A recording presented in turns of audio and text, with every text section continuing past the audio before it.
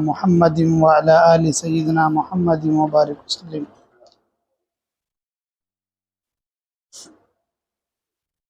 الحمد لوليه والصلاة على نبيه محمد وآله وأصحابه أجمعين.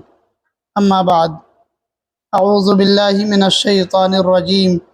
بسم الله الرحمن الرحيم. الذين يبخلون ويأمرون الناس بالبخل ويكتمون ما آتاهم الله من فضله وأعتدنا للكافرين عذابا مهينا. والذين ينفقون أموالهم رئاء الناس ولا يؤمنون بالله ولا باليوم الآخر ومن يكن الشيطان له قرينا فساء قرينا. وماذا عليهم لو آمنوا بالله واليوم الآخر وأنفقوا مما رزقهم الله وكان الله بهم عليما. اللہ تبارک و تعالیٰ نے اس سے پچھلی آیت میں یہ بیان فرمایا کہ خالص اللہ تبارک و تعالیٰ کی عبادت کرو، چونکہ انسانوں پر سب سے بڑا حق اللہ تبارک و تعالیٰ کا ہی ہے، اور اللہ تبارک و تعالیٰ کو عبادت کرنے میں کسی دوسرے کو شریک نہ ٹھہراؤ. اللہ تبارک و تعالیٰ کے بعد ماں باپ کا جو حق ہے وہ اولاد پر سب سے بڑا ہے، اس لیے اللہ نے فرمایا کہ والدین کے ساتھ میں حسن سلوک کرو. اس کے بعد رشتہ داروں کے ساتھ، یتیموں کے ساتھ، مسکینوں کے ساتھ، پڑوسیوں کے ساتھ، چاہے وہ پڑوسی رشتہ دار بھی ہو، دور کا پڑوسی ہو یا نزدیک کا، یا اسی طریقے سے پاس بیٹھنے والا ہو یا مسافر، تمام کے حقوق بیان فرمائے، اور یہ فرمائے ان تمام کے ساتھ میں حسن سلوک، اچھا برتاؤ کا نیک معاملہ کرو. حتیٰ کہ جو تمہارے نوکر چاکر غلام بادی ہیں، جو تمہاری ماتحتی میں ہیں، ان کے ساتھ میں بھی حسن سلوک کا معاملہ رکھو. آیت کے آخر میں فرمایا تھا ان اللہ لا يحب من کان مختالا فخورا. اللہ تبارک و تعالی اترانے والے یعنی خود پسند کو اور شیخی خور کو پسند نہیں فرماتے. مطلب یہ ہے کہ عام طور پر حقوق کے دبانے میں، حقوق کو پائمال کرنے میں، دوسروں کا حق ادا نہ کرنے میں عام طور پر جو وجہ بنتی ہے، رکاوٹ جو بنتی ہے حقوق کی ادائیگی میں، وہ بنتی ہے تکبر، خود پسندی. بعض مرتبہ انسان مغرور ہوتا ہے اور اپنے آپ کو بہت بڑا سمجھتا ہے، اپنی نظروں میں وہ اپنے آپ کو بہت بڑا سمجھتا ہے، اس لیے وہ عار محسوس کرتا ہے، شرم محسوس کرتا ہے کہ میں دوسروں کا حق ادا کروں. اس لیے تکبر اور شیخی دوسروں کا حق ادا کرنے میں رکاوٹ بن جاتی ہے. اس لیے اللہ نے فرمایا ان اللہ لا يحب من کان مختالا فخورا. اللہ تبارک و تعالی اترانے والے اور شیخی خور کو پسند نہیں فرماتے.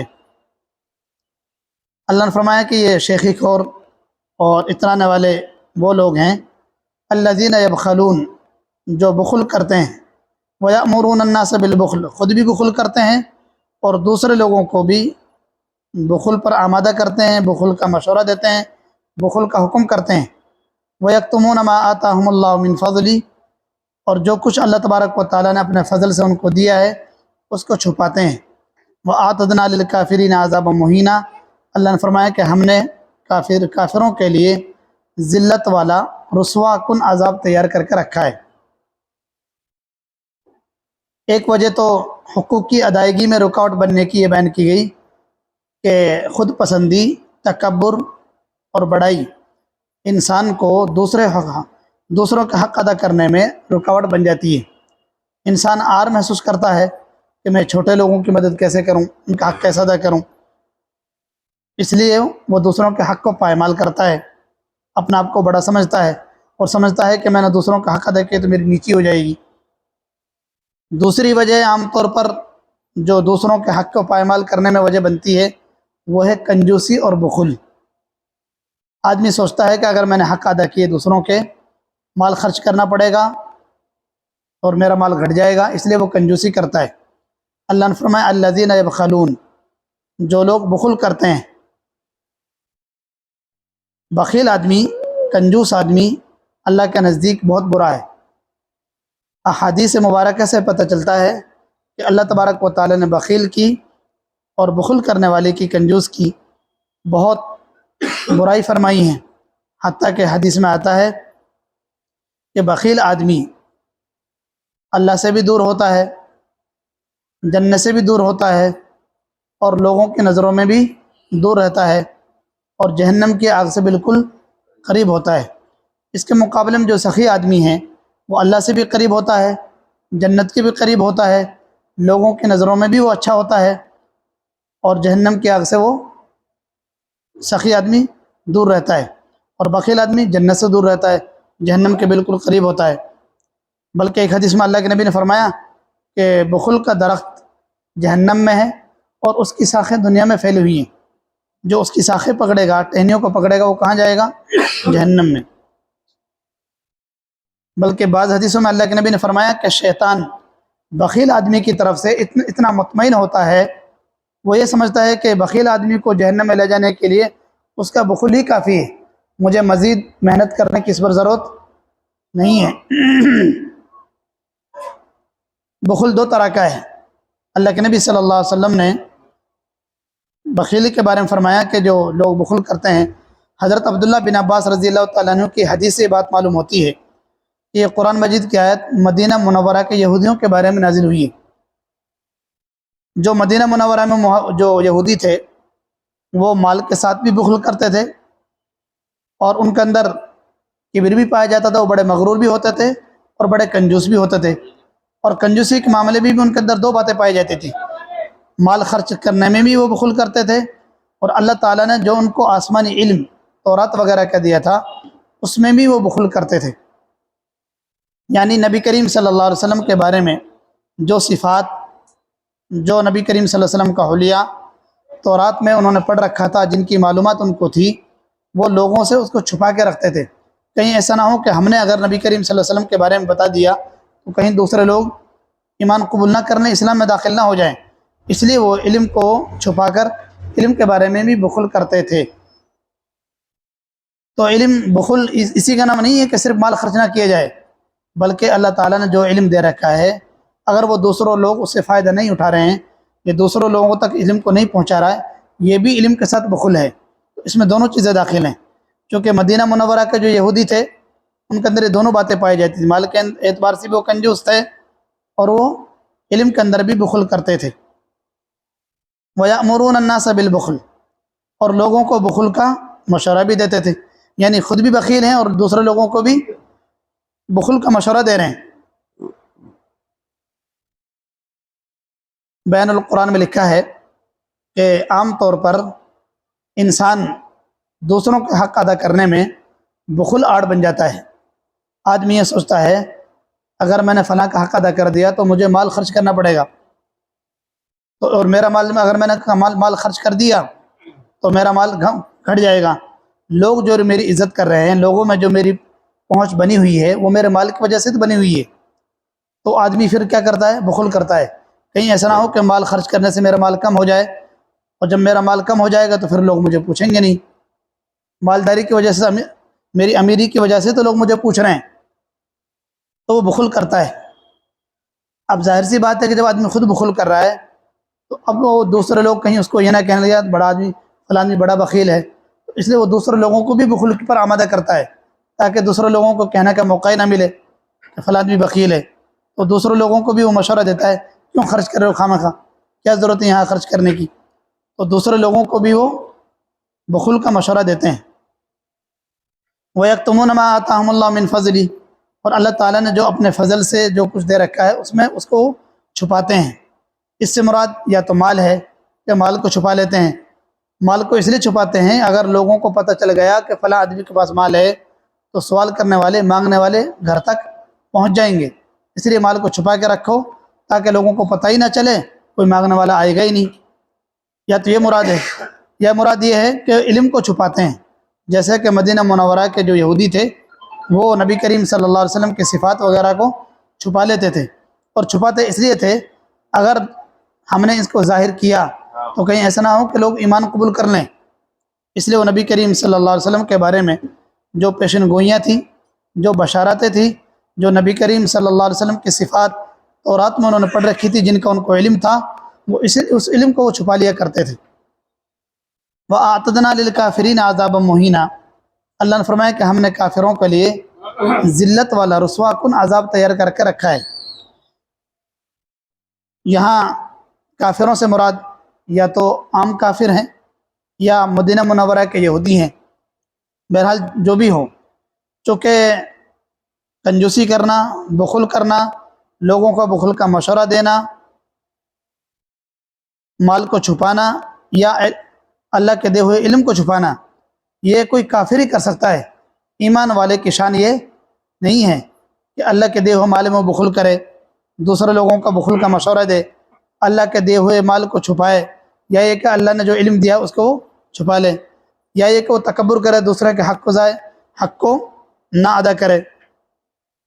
یہ لوگ چونکہ اللہ تعالیٰ نے اوپر کے آیت میں فرمایا اللہ کی عبادت کرو، کسی کا شریک نہ ٹھہراؤ، والدین کے ساتھ حسن سلوک کرو، تو کافری والدین کے ساتھ حسن سلوک نہیں برتے گا، بلکہ ایمان والا اگر اس کو ایمان دل میں ہے، اللہ کا خوف ہے، آخرت میں پیشی کا اس کو ڈر ہے، تو والدین کے ساتھ میں حسن سلوک بھی کرے گا، رشتہ داروں کو حق بھی ادا کرے گا، یتیم مسکین اور پڑوسی کے حق بھی ادا کرے گا، حتیٰ کہ وہ پاس بیٹھنے والے مسافروں کے بھی حق ادا کرے گا، غلام باندی ماتحت لوگوں کے بھی حق ادا کرے گا۔ آدمی دلیر جبھی ہو سکتا ہے دوسروں کا حق ادا نہ کرنے پر جب وہ کافر ہوں، تو اسی کو اللہ نے فرمایا وَآتَدْنَا لِلْكَافِرِينَ عَذَابًا مُهِينًا، ایمان والے کی شان تو یہی نہیں کہ اس طرح کے گناہ میں ملوث ہو جائے، ہم نے کافروں کے لیے ذلت والا عذاب تیار کر کے رکھا ہے۔ وَالَّذِينَ يُنْفِقُونَ أَمْوَالَهُمْ رِئَاءَ النَّاسِ وَلَا يُؤْمِنُونَ بِاللَّهِ وَلَا بِالْيَوْمِ الْآخِرِ، یہ ایسے لوگ ہیں، اللہ نے فرمایا اور یہ لوگ ایسے ہیں کہ اپنا مال کو خرچ کرتے ہیں لوگوں کے دکھلاوے کے لیے، یعنی جہاں مال خرچ کرنا چاہیے یتیموں پر، مسکینوں پر، غریبوں پر، رشتہ داروں پر، پڑوسیوں پر، وہاں تو مال خرچ نہیں کریں گے، اس لیے کہ وہاں ان کو شاباشی اور واہ واہی نہیں ملے گی۔ مال خرچ کرتے ہیں ایسی جگہ پر جہاں لوگ دیکھ کر اس کو خوش ہوں، لوگ اس کی تعریف کریں، لوگوں کی نظروں میں یہ چھا جائے، ایسی جگہ پر خرچ کرتے ہیں۔ جہاں صحیح معنی میں خرچ کرنا چاہیے تھا وہاں تو حق مارے، لیکن جہاں خرچ کرنے کی ضرورت نہیں تھی وہاں خرچ کر رہے ہیں۔ اللہ نے فرمایا کہ یہ ایسے ہی لوگ ہیں کہ یہ مال خرچ کرتے ہیں اپنے مالوں کو لوگوں کو دکھلاوے کے لیے۔ اللہ نے آگے فرمایا وَلَا يُؤْمِنُونَ بِاللَّهِ وَلَا بِالْيَوْمِ الْآخِرِ، نہ ان کا ایمان اللہ پر ہے نہ آخرت کے دن پر ان کا ایمان ہے۔ اگر اللہ پر، اللہ کے آخرت کے دن پر اگر ان کا ایمان ہوتا تو اپنا مال کہاں خرچ کرتے؟ جہاں اللہ تعالیٰ نے مال خرچ کرنے کا ان کو حکم دیا ہے، مشورہ دیا ہے، قرآن تعلیم ہے جہاں، اور وہ کون کون سی جگہیں وہ اوپر آ چکی ہیں۔ والدین کے ساتھ حسن سلوک کرنا، رشتہ داروں کے ساتھ، یتیم مسکین غریب پڑوسی مسافر ماتحت نوکر چاکر، یہ تمام یہ جگہ تھی مال خرچ کرنے کی، لیکن ان کو معلوم تھا وہاں خرچ کریں گے تو واہ واہی نہیں ملے گی، ہماری ناک اونچی نہیں ہوگی، لوگوں کو دکھلاوے کے لیے خرچ کر رہے ہیں۔ بعض مرتبہ لوگوں کو دکھلاوے کے لیے تو ایسی جگہ پر بھی خرچ کر دیا جاتا ہے جہاں عبادت کا اور ثواب کا تو دور دور تک شائبہ تک نہیں ہوتا ہے، اور اگر کوئی انسان دکھلاوے کے لیے نیک کام بھی کر رہا ہے تب بھی اللہ تبارک و تعالیٰ کے یہاں وہ مقبول نہیں ہوگا، اس لیے کہ حدیث میں آتا ہے جناب محمد الرسول اللہ صلی اللہ علیہ وسلم نے ارشاد فرمایا من صلی یرائی فقد اشرک ومن صام یرائی فقد اشرک ومن تصدق یرائی فقد اشرک، جس نے دکھلاوے کے لیے نماز پڑھی اس نے گویا کہ شرک کیا، جس نے دکھلاوے کے لیے روزہ رکھا اس نے بھی شرک کیا، جس نے دکھلاوے کے لیے صدقہ کیا اس نے بھی شرک کیا۔ اللہ کے نبی صلی اللہ علیہ وسلم نے ایک دوسرے حدیث میں ارشاد فرمایا کہ اللہ تبارک و تعالیٰ یہ اعلان کر دیں گے، حدیث قدسی میں ہے کہ میں تمام شرکاء سے بے نیاز ہوں، اور جو شخص بھی میرے ساتھ میں کسی کو شریک ٹھہرائے یا کسی نیک عمل میں میرے ساتھ کسی دوسرے کو شریک کر لے، میں اس کو ان شریکوں کے حوالے ہی کر دوں گا اور ان کے اوپر ہی چھوڑ دوں گا۔ مراد یہ ہے اگر کسی نے آدمی نے کوئی نیک کام کیا، عبادت کی یا اپنا مال نیک کام میں خرچ کیا، لیکن وہاں اس کی نیت تھی دوسروں کو دکھلانا، دوسروں کو خوش کرنا، اللہ کی رضا اور محض ثواب مقصود نہیں تھا، تو اللہ تبارک و تعالیٰ کل قیامت میں کیا اعلان کریں گے؟ جس کے لیے تو نے ایک نیک عمل کیا تھا انہی سے اس کا اجر و ثواب انہی سے جا کر لے لے، ہمارے پاس تمہارے لیے کچھ نہیں ہے۔ اسی لیے کسی بھی عبادت کرنے میں نیت خالص ہو، اللہ کی رضامندی مقصود ہو اور ثواب کی نیت ہو، اخلاص اور للہیت ہونا چاہیے تو ہی معتبر ہے۔ اللہ فرما رہے ہیں کہ یہ کافر لوگ ایسے ہیں، یا جو لوگ جن کی صفات اوپر بیان کی گئی کہ یہ مالوں کے ساتھ بخل کرتے ہیں، دوسروں کا بخل کا مشورہ دیتے ہیں، مالوں کو چھپاتے ہیں۔ اللہ نے فرمایا کہ یہ لوگ ایسے بھی ہیں کہ اپنے مالوں کو خرچ کرتے ہیں لوگوں کو دکھلاوے کے لیے، والذین ينفقون اموالهم رئاء الناس ولا يؤمنون باللہ ولا بالیوم الآخر، نہ یہ ایمان رکھتے ہیں اللہ پر اور نہ آخرت کے دن پر۔ اور ایسا مشورہ دینے والا ان کو کون ہے؟ شیطان۔ اللہ نے تو جہاں مال خرچ کرنے کا کہا وہاں تو خرچ نہیں کر رہے، ایسی جگہ پر ان کی جو خرچ کروا رہا ہے وہ شیطان کروا رہا ہے۔ وَمَن يَكُنِ الشَّيْطَانُ لَهُ قَرِينًا فَسَاءَ قَرِينًا، جس کا ساتھی شیطان ہو، جس نے اپنا ساتھی شیطان کو بنا لیا ہو تو وہ بہت ہی برا ساتھی ہے۔ ظاہر سی بات ہے کہ جو صفات یا جو برائیاں اللہ تعالیٰ نے اوپر بیان کی کہ یہ لوگ ایسے ہیں، مالوں کے ساتھ بخل کرتے ہیں، تکبر کرتے ہیں، اتراتے ہیں، شیخی بگارتے ہیں، دوسروں کو بخل کا مشورہ دیتے ہیں، مال کو چھپاتے ہیں یا علم کو چھپا لیتے ہیں، اور اگر مال خرچ کرتے بھی ہیں تو لوگوں کو دکھلاوے کے لیے کرتے ہیں۔ ان کا ایمان نہ اللہ پر ہے نہ آخرت کے دن پر ہے۔ ان کا ساتھی کون ہے؟ شیطان۔ اور جس کا ساتھی شیطان ہو، شیطان سے برا ساتھی کوئی ہو نہیں سکتا۔ وَمَن يَكُنِ الشَّيْطَانُ لَهُ قَرِينًا فَسَاءَ قَرِينًا، جس کا ساتھی شیطان ہو جائے فساء قرینہ تو وہ بہت ہی برا ساتھی ہے، وہ کبھی ان کو نیک عمل پر ابھارے گا نہیں بلکہ نیک عمل کے اندر بھی اسے گناہ کروا کے رہے گا۔ وَمَاذَا عَلَيْهِمْ لَوْ آمَنُوا بِاللَّهِ وَالْيَوْمِ الْآخِرِ وَأَنفَقُوا مِمَّا رَزَقَهُمُ اللَّهُ، ان کا کون سا نقصان ہوتا یا ان پر کون سا بوجھ ہو جاتا اگر یہ لوگ اللہ پر ایمان رکھتے اور آخرت کے دن پر ایمان رکھتے۔ وَأَنفَقُوا مِمَّا رَزَقَهُمُ اللَّهُ، جو اللہ تعالیٰ نے ان کو روزی دی ہے اس میں سے وہ خرچ کرتے، تو ان میں کون سی ان کو موت آ رہی تھی اس بات میں؟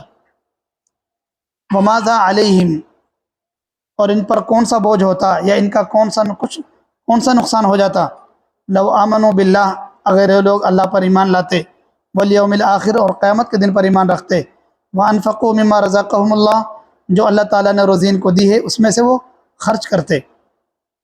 وَكَانَ اللَّهُ بِهِمْ عَلِيمًا، اللہ تبارک و تعالیٰ ان تمام کو خوب اچھی طرح جان رہا ہے، ان کے اعمال کو بھی سب سمجھ رہا ہے، ان کی نیتوں کو بھی جانتا ہے، جو یہ سوچ رہے ہیں اس کو بھی اللہ تبارک و تعالیٰ کو ان کی تو پوری خبر ہے، اللہ سب جان رہے ہیں۔ ان اللہ لا یظلم مثقال ذرہ، اللہ تبارک و تعالیٰ ذرہ برابر بھی ظلم نہیں فرمائیں گے، اللہ تعالیٰ ظالم نہیں ہے۔ ایسا نہیں ہے کہ اگر کسی نے کوئی واقعتاً نیک عمل کیا ہو اخلاص کے ساتھ تو اللہ اس کا اجر نہ دے۔ یقینی طور پر اگر کسی نے اخلاص کے ساتھ کوئی نیک عمل کیا ہے اللہ تبارک و تعالیٰ اس کو اجر و ثواب عطا فرمائیں گے، بلکہ کئی گنا بڑھا کر دیں گے۔ لیکن اگر کسی نے گناہ کیا تو پھر اس کو بھی نہیں چھوڑا جائے گا۔ ان اللہ لا یظلم مثقال ذرہ، ایسا نہیں ہے کہ اللہ تبارک و تعالیٰ نے ان کے لیے جو ذلت والا عذاب تیار کر رکھا ہے وہ بغیر گناہ کے ان کو دیں گے، ایسا نہیں ہے، کوئی ظلم نہیں ہوگا، بلکہ ان کو جو سزا ملے گی ان کے کیے ہوئے کی ملے گی۔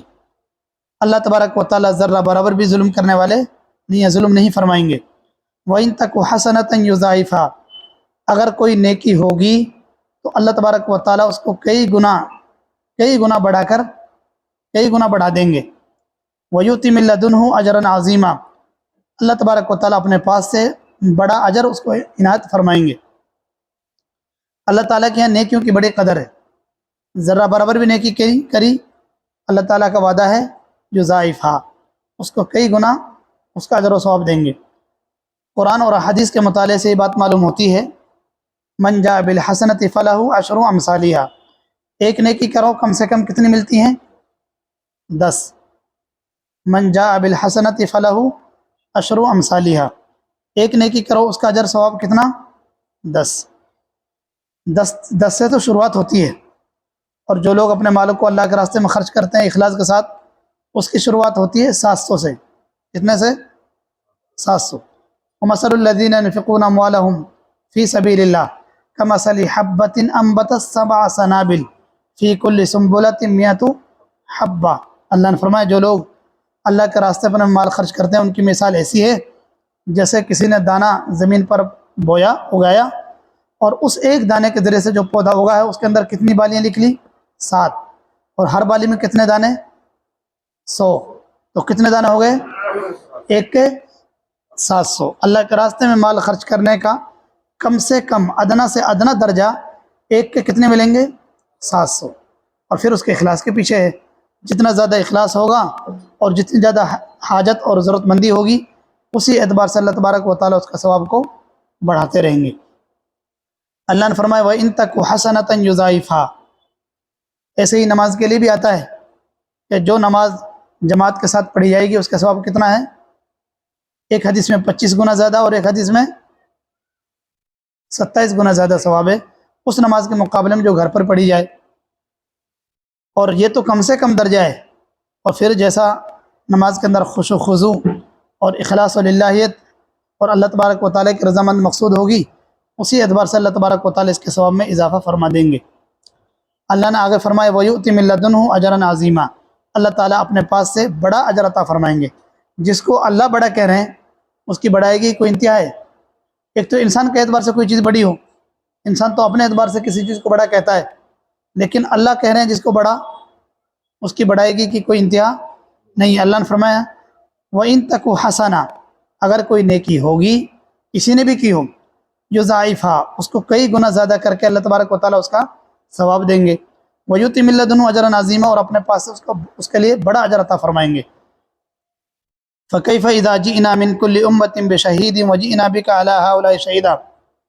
بس کیا حال ہوگا اس وقت جب ہم ہر امت میں سے ایک گواہ لے کر آئیں گے. وَجِئْنَا بِكَ عَلَىٰ هَٰؤُلَاءِ شَهِيدًا. اور آپ کو بھی ان کے اوپر ہم گواہ بنا کر لے کر آئیں گے. مراد یہ ہے اللہ تبارک و تعالیٰ کل قیامت کے دن جب آپ تمام امتوں سے حساب کتاب لیں گے تو ہر امت کے ہر قوم کے نبی کو ان کے خلاف گواہ بنائیں گے اور اس سے پوچھیں گے. جب ان سے سوال و جواب ہوں گے، جب وہ یہ عذر بیان کریں گے کہ ہمارے پاس تو کوئی سمجھانے والا بتانے والا نہیں آیا تھا، تو اللہ تعالیٰ اس قوم کے نبی کو بلائیں گے. بھئی ہم نے تمہیں ذمہ داری دے کر بھیجا تھا نبی بنا کر، تم نے اس ذمہ داری کو کتنا نبھایا؟ ہر نبی اللہ کے دربار میں گواہی دے گا اے اللہ میں جو کچھ مجھے ملا تھا دین شریعت اللہ تیرا پیغام وہ میں نے اپنی امت اور اپنی قوم تک اس کو بخوبی میں نے پہنچایا ہے. پھر میں ان کے ذمہ سونپ کر آیا تھا، انہوں نے عمل نہیں کیا تو میری کیا غلطی ہے؟ ہر نبی اپنی قوم کے بارے میں اسی طریقے سے گواہی دیں گے. اسی کو اللہ نے فرمایا اس وقت کیا حال ہوگا اور منظر کیسا ہوگا. اذا جئنا من کل امت بشہید. جب ہم ہر امت میں سے ایک گواہ کو یعنی نبی اور رسول کو لے کر آئیں گے. وجئنا بک علی ہؤلاء شہیدا. اور آپ کو بھی ان کے خلاف ہم گواہی لے کر آئیں گے. دیکھو یہاں پر علی آیا ہے اور علی آتا ہے خلاف گواہی دینے کو، مطابق گواہی دینے کے لیے علی نہیں آتا. قرآن مجید میں یہاں علی کا لفظ ہے وجئنا بک علی ہؤلاء شہیدا. آپ کو ہم ان پر گواہ لے کر آئیں گے، گواہ بنا کر لے کر آئیں گے. مراد یہ ہے کہ خلاف گواہی دینے کے لیے لے کر آئیں گے. بعض مفسرین نے فرمایا ہے اس سے مراد امت محمدیہ بھی ہے، یعنی اللہ کے نبی صلی اللہ علیہ وسلم کو خود اس امت کے خلاف گواہی دینے کے لیے اللہ تبارک و تعالیٰ کل قیامت کے دن حاضر کریں گے. اب جو لوگ اب اپنے آستانے بزرگان دین کے بارے میں یہ کہتے ہیں کہ ہمارے بزرگ ہی ہمیں بخشوا لیں گے، جو حضرات اس غلط فہمی میں یا خوش فہمی میں مبتلا ہیں، جو یہ سمجھتے ہیں کہ ہم کچھ بھی کریں لیکن جس پیر سے یا جس آستانے سے ہماری عقیدت اور محبت ہے وہ ہمیں بخشوا لیں گے، وہ ہماری سفارش کریں گے. اللہ تعالیٰ تو کہہ رہے ہیں کہ خود نبی کریم صلی اللہ علیہ وسلم ان کے خلاف امت کے خلاف گواہی دیں گے. بلکہ قرآن مجید میں ایک آیت ہے جس کے بارے میں اللہ تعالیٰ نے فرمایا کہ نبی کریم صلی اللہ علیہ وسلم کہیں ایسا نہ ہو کل قیامت کے دن یہ کہہ دیں یا ربی ان قوم اتخذوا ھذا القرآن مہجورا. اللہ کے نبی صلی اللہ علیہ وسلم کل قیامت میں اپنی امت کے لیے یہ بھی کہیں گے اے میرے رب میں اپنے پیچھے ان کو قرآن دے کر آیا تھا، یہی میرے قوم ہے جنہوں نے اب قرآن کو پس پش ڈال دیا تھا. یا ربی انکم اتخذوا ھذا القرآن مہجورا، اے میرے پروردگار یہ میری قوم ہے، میں ان کو قرآن دے کر آیا تھا، انہوں نے قرآن کو اوپر سے پش ڈال دیا، یعنی قرآن پر عمل نہیں کیا۔ قرآن کی اس آیت سے بھی پتہ چل رہا ہے کہ نبی کریم صلی اللہ علیہ وسلم تو خود اپنی امت کی خلاف گواہی دیں گے، اور قرآن مجید کی یہ بھی کہہ رہی ہے۔ ہاں یہ الگ بات ہے کہ کچھ مواقع ایسے ہوں گے جہاں نبی کریم صلی اللہ علیہ وسلم کو سفارش کی اجازت دی جائے گی، اور پھر نبی کریم صلی اللہ علیہ وسلم کی شفاعت کے ذریعے سے لوگوں کی بخشش کی جائے گی۔ لیکن ایسا مرحلہ بھی آئے گا کہ نبی کریم صلی اللہ علیہ وسلم کو اپنی امت کے خلاف گواہی دینی پڑے گی۔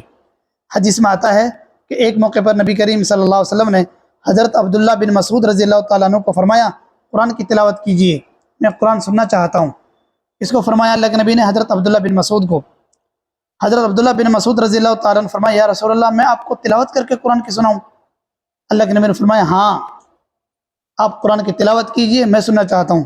حضرت عبداللہ بن مسعود نے فرمایا یا رسول اللہ قرآن تو آپ پر نازل ہو رہا ہے، میں کیسے سناؤں؟ تو حضرت عبداللہ بن مسعود سے کہا گیا، اللہ کے نبی نے فرمایا میرا دل یہ چاہتا ہے کہ دوسروں سے سننے میں مجھے خوشی ملتی ہے۔ تو حضرت عبداللہ بن مسعود رضی اللہ تعالیٰ عنہ سورہ نساء کی تلاوت فرمائی، اور جب حضرت عبداللہ بن مسعود سورہ نساء کی تلاوت کرتے کرتے اس آیت پر پہنچے فَكَيْفَ إِذَا جِئْنَا مِن كُلِّ أُمَّةٍ بِشَهِيدٍ وَجِئْنَا بِكَ عَلَىٰ هَٰؤُلَاءِ شَهِيدًا، تو اللہ کے نبی نے کہا حسبک بس کرو بس کرو۔ حضرت عبداللہ بن مسعود رضی اللہ تعالیٰ عنہ سر نیچے کر کے قرآن کی تلاوت کرتے جا رہے تھے، اس آیت پر پہنچے تو اللہ کے نبی نے فرمایا حسبک بس کرو رکیے۔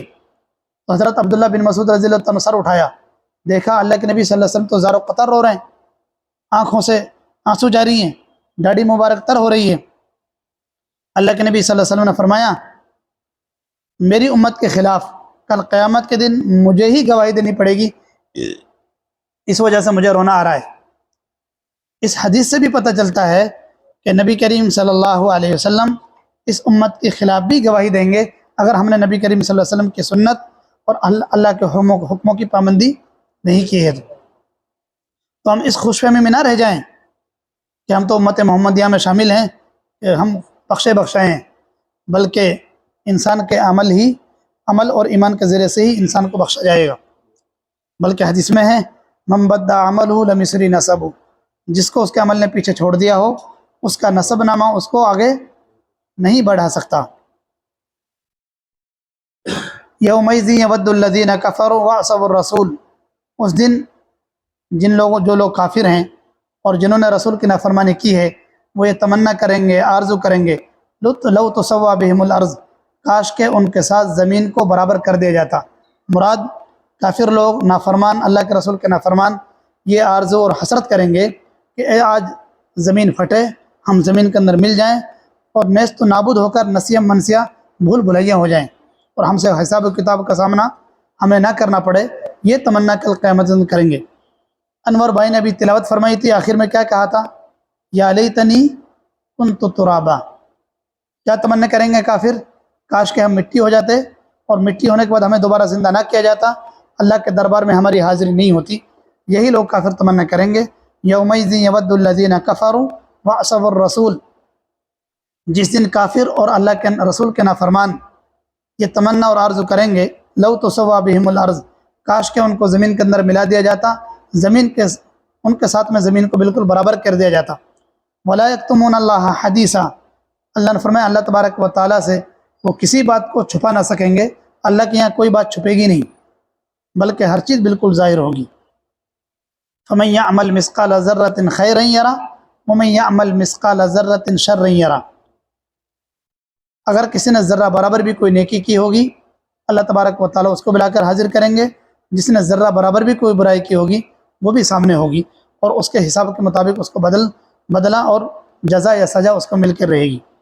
ولا یکتمون اللہ حدیثا، کسی بات کو چھپا نہ سکیں گے، اللہ سے کوئی بات چھپی ہوئی نہیں ہے۔ اللہ ہم سب کو عمل کی توفیق عطا فرمائے۔